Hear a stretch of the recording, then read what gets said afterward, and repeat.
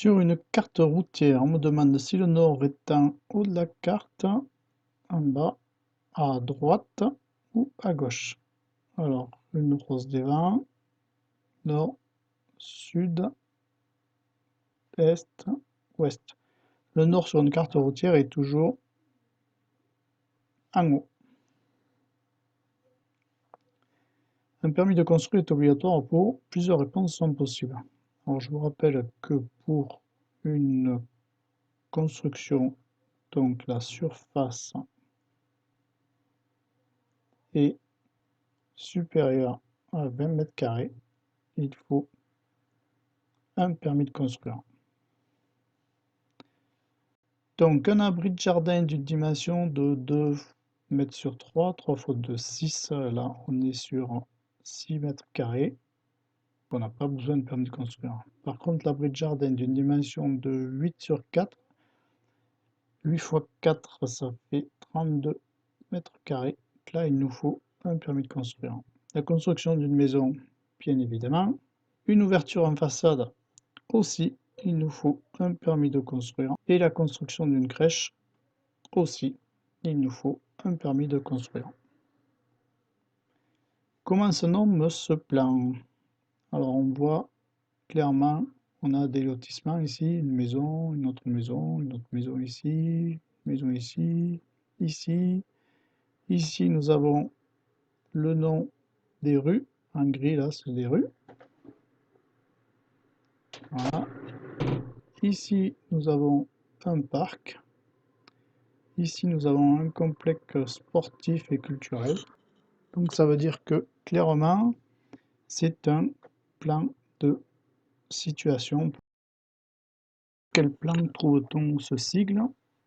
Alors, ce sigle-là, en fait, c'est le niveau de référence. C'est-à-dire que c'est par rapport à ce niveau-là, 0, que toutes les hauteurs de la maison vont être inscrites. Ça, c'est sur un plan de coupe. Et on a le niveau de référence aussi sur les plans de niveau, justement. Et c'est inscrit comme ça à l'intérieur d'un rond. Donc ici, on est sur un plan de coupe et ici, on est sur un plan de niveau. Sur quel plan trouvez-vous le cheminement de tous les réseaux? Alors en l'occurrence, on va toujours le trouver sur les plans de masse où normalement tous les réseaux sont distincts et présents. Plan de niveau, on va avoir généralement le sous-sol, le rez-de-chaussée et l'étage. Plan de coupe, hein, on risque d'avoir tout ce niveau-là, mais on n'est pas certain d'avoir tous les réseaux. Plan d'exécution, c'est un plan généralement qui est détaillé sur une chose bien précise. Et un plan de situation, c'est le plan qu'on vient de voir avant, donc les réseaux ne sont pas dessus. Et un plan détaillé, c'est le plan détaillé d'une pièce, par exemple. Sur quel plan trouvez-vous les limites de propriété? Pareil, on va le trouver généralement sur le plan de masse. Sur le plan de situation, on n'a pas de cote. Sur quel plan trouvez-vous les allèges des fenêtres? Alors les allèges, je rappelle, ça par exemple, c'est une fenêtre. Voilà, ça c'est le sol. Et l'allège, c'est la hauteur qu'il y a entre le sol et le bas de la fenêtre. Où est-ce qu'on va trouver les allèges? Plusieurs réponses possibles. Plan de masse, non. Hein. Plan de niveau, oui, on peut le trouver là-dessus. Plan de situation, non. Plan de coupe, oui, on peut le trouver là-dessus. Sur quel plan trouvez-vous les pièces de la maison? Plusieurs réponses sont possibles. Plan de situation, non. On a vu qu'il y avait les noms de rues, les parcs, des choses comme ça. Plan de niveau, Oui, on va trouver ça sur le plan de niveau. Plan de masse, non. Et plan de coupe, oui, on peut trouver là-dessus. Quel sens la flèche indique dans un escalier?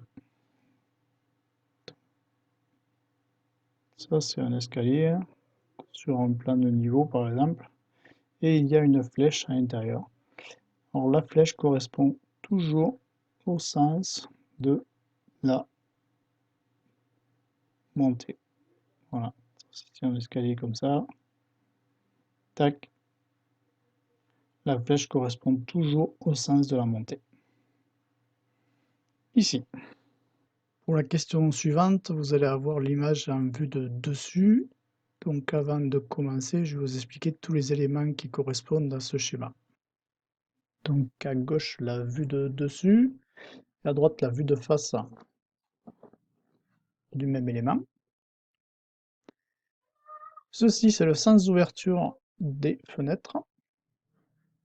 Ce dessin, c'est la fenêtre qui est matérialisée ouverte.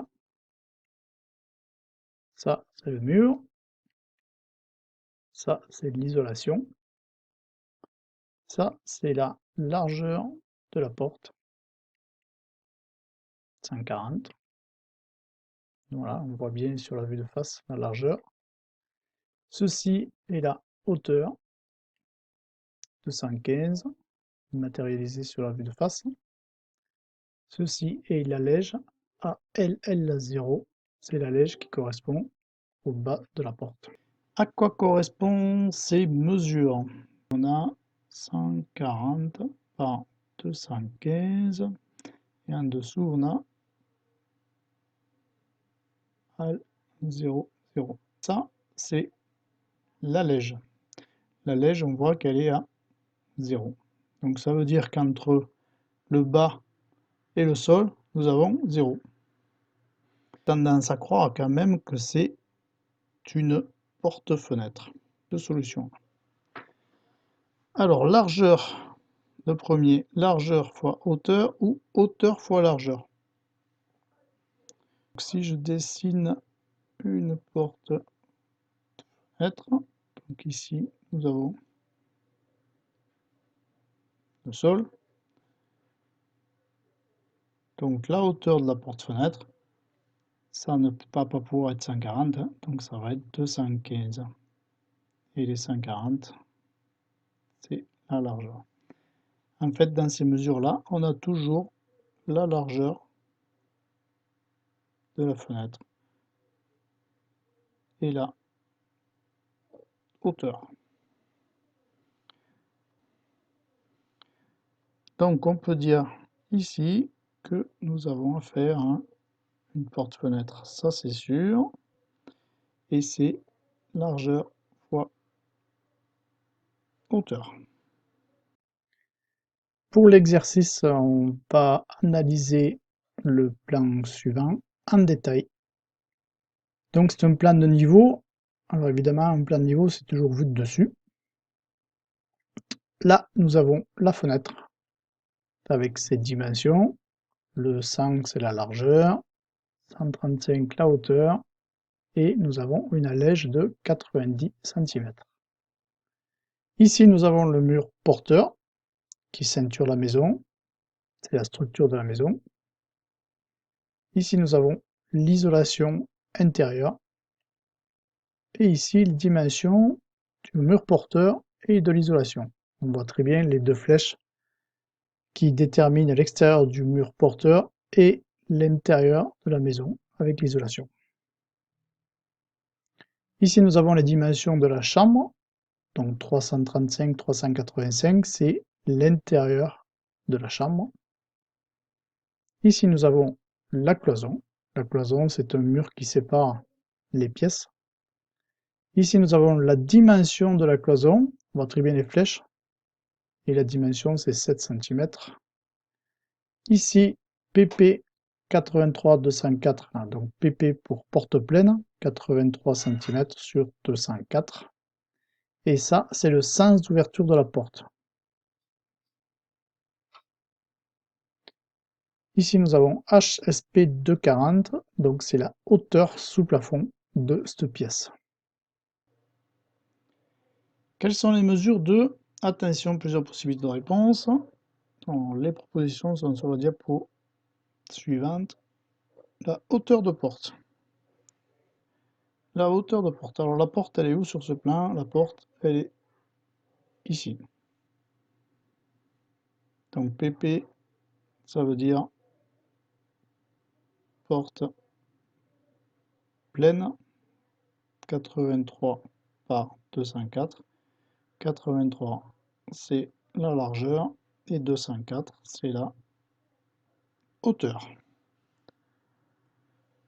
Donc hauteur de porte 204, alors 204, 240 non, 2,04 m, voilà, ici, et on n'a pas d'autres mesures qui correspondent à ça?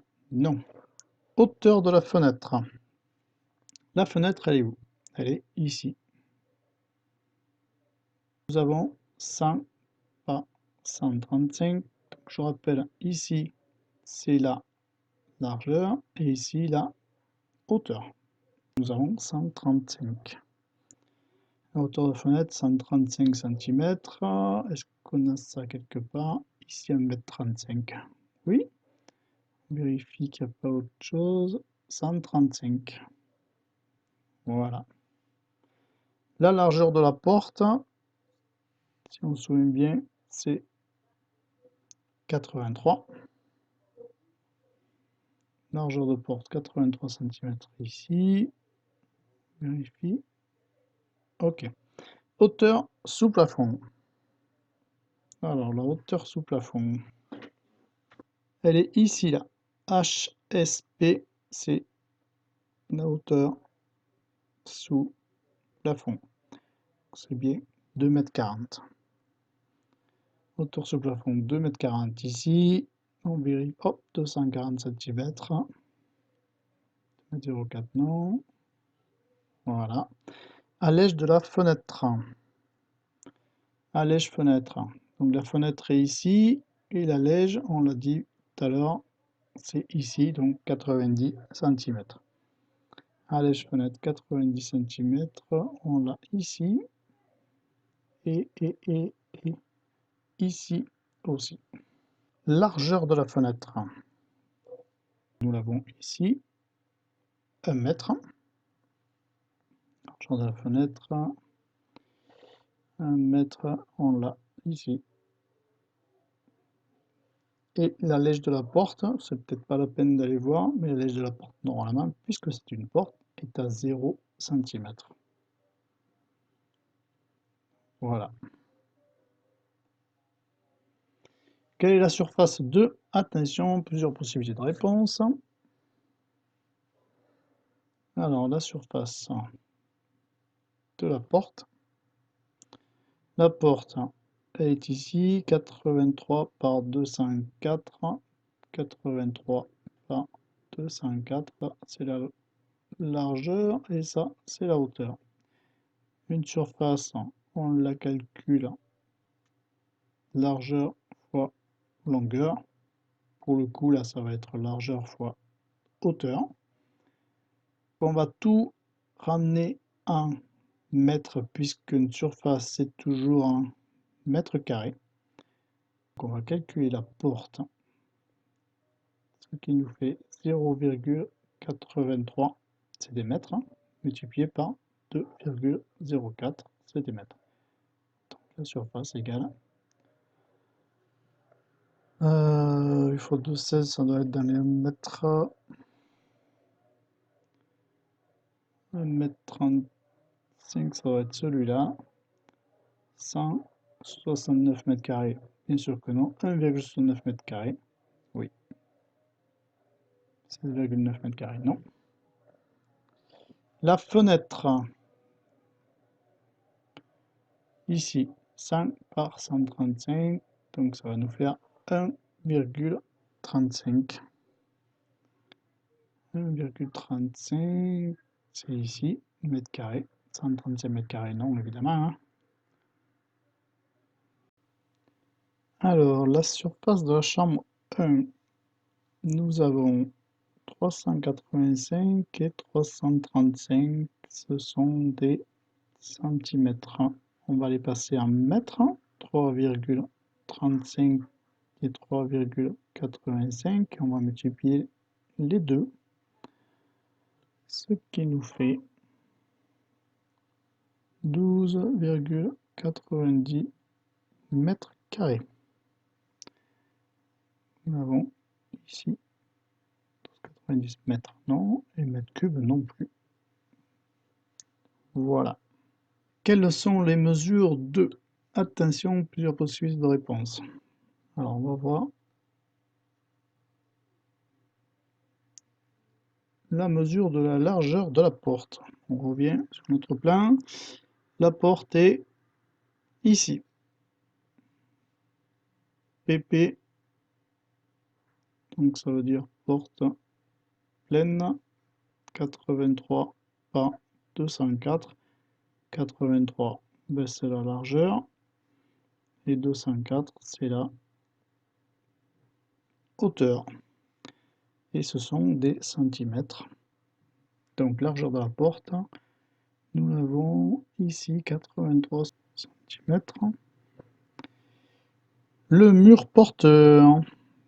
Le mur porteur, je rappelle que c'est la structure de la maison et que c'est toujours des murs extérieurs. Donc les murs porteurs, on le voit bien ici, hein, c'est les traits comme ça. Hein. Donc c'est cette partie ici, ici et ici. Qu'est-ce que nous avons comme mesure? Nous avons 32. Et on regarde, alors attention, ça part du mur extérieur jusqu'ici à l'intérieur. Attention, ceci là, c'est l'isolation intérieure qui ne fait absolument pas partie du mur porteur. Qu'on peut voir que nous n'avons aucune mesure pour le mur porteur. Mur porteur, il n'y a pas de mesure concernant le mur porteur. La longueur de la chambre. La chambre est là. Ici, nous avons une mesure et ici, une autre mesure. Donc ça, c'est la largeur et ça, c'est la longueur. 385, ce sont des centimètres. Ah, pardon. Longueur de la chambre, 385 cm ici. 3,85 m, c'est la même chose. Voilà. La cloison, la mesure de la cloison. Alors, les cloisons sont ici. Elles sont représentées ici. Ici. En fait, c'est des petits murs, tout petits murs qui séparent généralement les pièces. On appelle les cloisons. Donc nous avons les mesures ici. Et une flèche qui détermine l'extérieur jusqu'ici. Et ça fait 7 cm. 7 cm, nous l'avons, alors 0,07 mètres. Eh bien oui. 7 mètres non. Autre chose non. La largeur de la chambre. Largeur de la chambre, nous l'avons ici, 3,35. Largeur de la chambre, 335 cm. Voilà. Est-ce qu'on a encore autre chose? Non. C'est bon. Et le mur de refend. Les murs de refend, c'est un mur porteur, mais intérieur ce coup-ci. Mur du refend, c'est un mur porteur, mais qui se trouve à l'intérieur. Nous voyons ici, justement, qu'il n'y en a pas. Donc mur de refend, il n'y en a pas. Avant d'attaquer l'exercice suivant, vous allez avoir ce plan et on va vous demander certaines cotes de certains éléments. Donc on va regarder en détail déjà à quoi correspondent toutes ces cotes et tous les éléments. Alors déjà, ça c'est un plan de coupe, donc une vue de profil. Tout en haut du toit, au plus haut du toit, ça s'appelle le faîtage. Et ici, nous avons la hauteur du faîtage, donc plus 6,45. 6,45 qui sont donnés par rapport à quoi? Par rapport au niveau de référence qui est écrit 0,00 en bleu. Et ici, nous avons la distance par rapport au niveau de référence, donc la distance au premier étage, plus 2,60. Ici, nous avons des portes qui sont schématisées. Ici, nous avons les fenêtres. Ici, les murs porteurs, donc chaque côté de la maison, il y en a. L'isolation intérieure, la dalle, l'isolation sous la dalle. Ici, nous avons la hauteur de la fenêtre de gauche et la hauteur de la fenêtre de droite. Ici, nous avons l'allège de la fenêtre de gauche et l'allège de la fenêtre de droite. Donc on a 90 cm d'un côté et 1,60 m de l'autre. Pourquoi si haut l'allège? En fait, vous me direz, parce qu'on voit que c'est la salle de bain. Ici, nous avons l'épaisseur de la dalle, 18, et ici, l'épaisseur de l'isolation, 10. Ici, nous avons la hauteur sous plafond, 232, 2,32 m. Donc ça part de la dalle jusqu'au dessous de l'isolation. Donnez les mesures de, attention, plusieurs possibilités de réponse. Alors, les largeurs des fenêtres. Les largeurs des fenêtres. Les fenêtres sont, on en a une ici et une ici. Fenêtre et fenêtre. Les largeurs, c'est un plan de coupe ça. Et pour voir donc la largeur d'une fenêtre, ici nous avons la hauteur et ici la largeur. Pour voir la largeur de la fenêtre, il faudrait qu'on soit face à la fenêtre. Comme là on est sur une coupe, on la voit de profil, nous n'avons pas la largeur.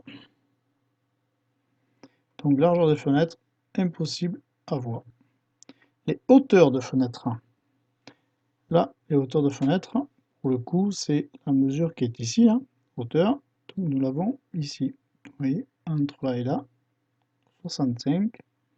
Et entre là et là, 135. Donc 135 et 65 cm. 135 et 65, donc 0,65 m. Et 1,35 m. Voilà. Le faîtage. Le faîtage, c'est le plus haut de la maison sur le toit. Donc nous sommes à 6,45. Là, ce sont des mètres. Faîtage 6,45 m, 640 cm. Oui, ça c'est bon. 6,45 m, oui, ça c'est bon. Les hauteurs d'allège. Les allèges, je rappelle que c'est la hauteur qu'il y a entre le bas et le sol. Le bas de la fenêtre et le sol. Donc les hauteurs d'allège, on va les trouver ici. Le sol ici et le bas de la fenêtre est ici. 160. Le bas, le sol est ici et le bas de la fenêtre est ici. 90. 160 et 90 cm. Hauteur d'allège. 4,090 m, oui. 1,60 m, oui. Et voilà. Il n'y a plus rien. Les hauteurs sous plafond. Alors, les hauteurs sous plafond. Donc, c'est-à-dire entre ici et ici. Hauteur sous plafond. Et entre ici et ici. Hauteur sous plafond. Alors, est-ce qu'on a ces mesures quelque part? Oui. On a le sol là. Et ici. Et ensuite, en dessous, pareil. Voilà. Donc, on a 232 et 240. Ce sont des centimètres. 232, 240. Est-ce qu'on a ça quelque part? Donc, 2,40 m ici. et 2,32 m ici. Voilà. Et l'épaisseur de la dalle haute du rez-de-chaussée. Alors, l'épaisseur de la dalle haute du rez-de-chaussée, ici, c'est le rez-de-chaussée, et la dalle, c'est ceci, qui sépare l'étage du rez-de-chaussée. Nous voyons que nous avons deux côtes, alors on voit pas très bien là, mais le 10 en dessous là, c'est l'épaisseur de l'isolation, et le 18 au-dessus, c'est l'épaisseur de la dalle. L'épaisseur de la dalle fait donc 18 cm. Nous l'avons ici.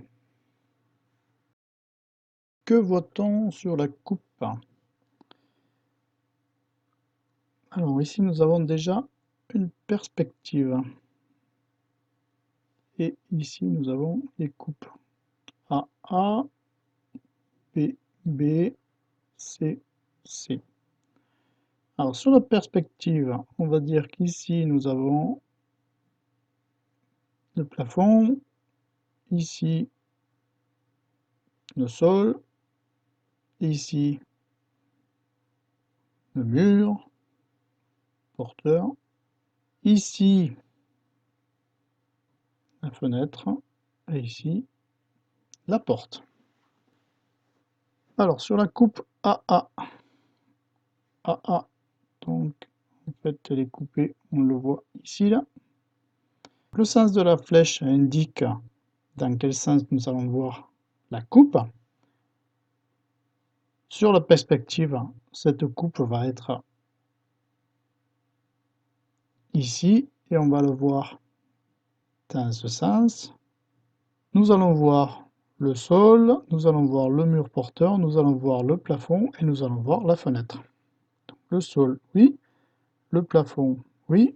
La porte, non, on ne la voit pas puisqu'elle est derrière. La fenêtre, oui, puisque la coupe est à l'intérieur de la fenêtre. Et le mur porteur, oui. Pour ce qui est de la coupe bébé, ce coup-ci, elle traverse la porte, comme ça. B, et on la voit dans ce sens-là. Donc nous allons voir le sol, eh bien oui. Le plafond, oui. La porte, oui, puisqu'elle traverse à l'intérieur. La fenêtre, non, puisqu'elle est derrière. Et le mur porteur, oui. Et la coupe CC, donc la coupe CC, elle va traverser la fenêtre et la porte comme ceci. Donc c'est C, et on va la voir dans ce sens-là. Du coup, est-ce que le sol, on va le voir? Oui. Le plafond, non, on ne le verra pas. La porte, oui. La fenêtre, oui. Et le mur porteur, oui. Une surface se calcule en mètres carrés. 1 mètre sur 1 mètre sur 1 mètre sur 1 mètre. Donc pour calculer une surface, on fait longueur fois largeur. Donc là, ça nous fait 1 fois 1 égale 1 mètre carré. En fait, c'est un carré de mètre sur 1 mètre sur 1 mètre sur 1 mètre. Voilà, c'est une surface. Quel est le périmètre du terrain? Donc si on fait une figure là, ce qui est à l'intérieur, c'est une surface, et on le calcule en mètres carrés. Par contre, le périmètre du terrain, c'est le tour du terrain. Donc pour calculer, on va additionner cette partie-là, plus celle-ci, plus celle-ci, plus celle-ci. Donc on va faire des additions de la longueur du terrain. Donc on va faire 45,65 plus 33,50 plus 20,17 plus 22,69 plus 2,53 plus 53,50. Ce qui va nous donner 178,04 mètres. Si je représente un cabanon de 12 par 5 mètres sur mon plan qui a une échelle de 1/250e. Quelles seront les mesures? Donc l'échelle est de 1/250e, soit 1 cm égale 250 cm. Ici, nous sommes sur le plan et ici, nous sommes sur le terrain. Notre cabanon qui fait 12 par 5 mètres, c'est-à-dire sur le terrain, on va prendre des 12 là, 12 mètres. Sur le plan, ça va me faire combien? Ici, on est en mètres, donc on va le passer en centimètres. Donc 12 mètres en centimètres. 12 mètres en centimètres, on va rajouter 2 zéros, donc ça va nous faire 1200 centimètres. Ces 1200 centimètres, on va en faire quoi? Eh bien, on va les diviser par 250. Pourquoi 250? Parce que c'est l'échelle. C'est-à-dire que pour 1 cm, on a 250 cm. Donc pour 1200, combien de centimètres allons-nous avoir? Donc 1200 divisé par 250, ce qui va nous faire 4,8 cm. Et le 5 mètres, donc 5 mètres, on le passe en centimètres, ce qui fait 500. Et ces 500 cm, on le divise par 250, ce qui va nous donner 2 cm. Le cabanon, sur le plan, va faire 4,8 par 2 cm. Est-ce que nous avons ceci quelque part? 4,8 par 2, oui, mais ce sont des mètres. 0,048 multiplié par 0,02 mètres. C'est bien possible que ce soit ça, puisque si on passe à 4,8 cm en mètres, on va déplacer la virgule de 2, donc 1 et 2, donc ça nous fait bien 0,048. Et pour le 2, c'est pareil, 1, 2, donc ça fait bien 0,02. Donc, comme ça, c'est des mètres, et ça aussi. Et 4,8 par 2 cm aussi. Ces deux réponses-là. Voilà, j'en ai terminé pour cet exercice sur la lecture de plan. J'espère que ça a été concis et clair pour tout le monde, et je vous dis à bientôt.